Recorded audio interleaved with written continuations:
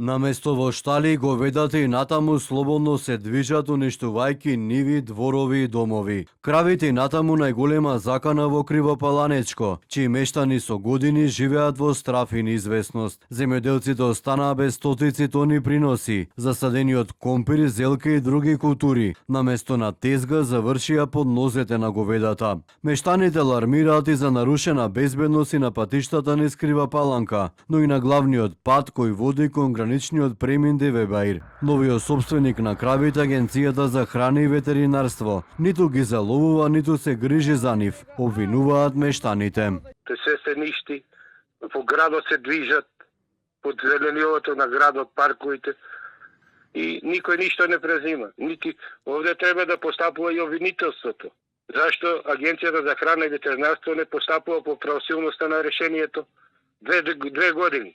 Дали има ангажирано работници за таа стока 2 години некој да се грижи? Поради нехумано чување, Агенцијата за храна и ветеринарство ги одзеде кравите, но засега голем дел од нив само на хартија. Првиот човек на агенцијата тврди дека грлата добиток се заловуваат, но процесот тече потешко поради непристапниот терен, но и отпорот од поранешните собственици. До крајот на месецот се очекува сите грла да бидат одземени, а потоа продадени преку јавен повик.